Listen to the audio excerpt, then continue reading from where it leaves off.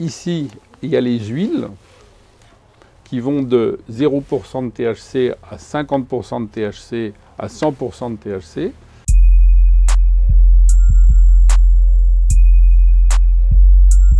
Merci. Je veux bien votre carte vitale.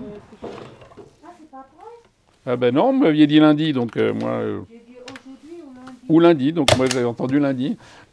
Bonjour, je m'appelle Michel Leroy, je suis pharmacien dans une officine de centre-ville à Paris depuis 30 ans, une petite officine de quartier.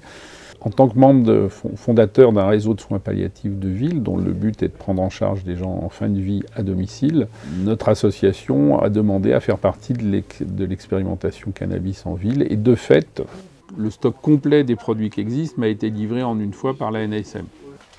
Alors, en pharmacie, le cannabis, il a le statut de stupéfiant. Donc il est dans mon placard à stupéfiant. Ici, il y a les huiles qui vont de 0% de THC à 50% de THC à 100% de THC. Et ici, il y a les fleurs, de la même manière, avec des fleurs 100% CBD, 50% THC CBD et 100% THC. Donc les fleurs s'inhalent avec un appareil qui est fourni au patient, qui va chauffer la poudre, puisque les fleurs sont réduites en poudre, et après on chauffe la poudre à une température très importante pour entraîner le principe actif, et après on refroidit cette vapeur pour qu'elle soit inhalable. Et ici c'est des huiles, c'est des huiles par voie orale. Donc on a délivré uniquement du CBD majoritaire, puis après du CBD 50-50. Des fleurs, j'en ai encore jamais délivré. C'est une exception au système qui existe aujourd'hui, puisque normalement, la prescription doit être initiée au centre hospitalier et la délivrance doit être initiée au centre hospitalier.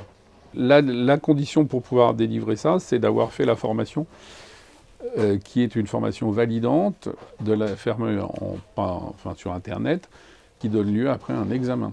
Il y a un QCM qui vérifie que vous avez acquis les connaissances qu'on voulait vous faire. Il est quand même paradoxal qu'on nous demande une formation aussi importante pour une délivrance de stupéfiants que nous faisons tous les jours, comme si le pharmacien auquel on s'agressait, il ne savait pas délivrer des stupéfiants. Ça prend du temps et c'est mal payé.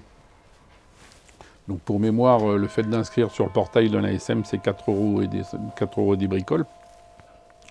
Et la rémunération pour la délivrance, c'est juste l'honoraire, donc ça doit être 1,52 plus 50, 2 €. Donc une délivrance, c'est 7 €.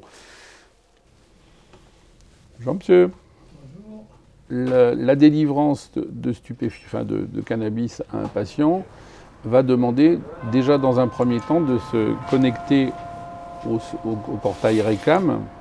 Donc on va interroger la base pour savoir si le patient qui se présente devant moi est bien inscrit à l'expérimentation. Donc c'est la première chose. Et la deuxième chose, c'est qu'on va rentrer toutes les données de notre délivrance dans ce portail.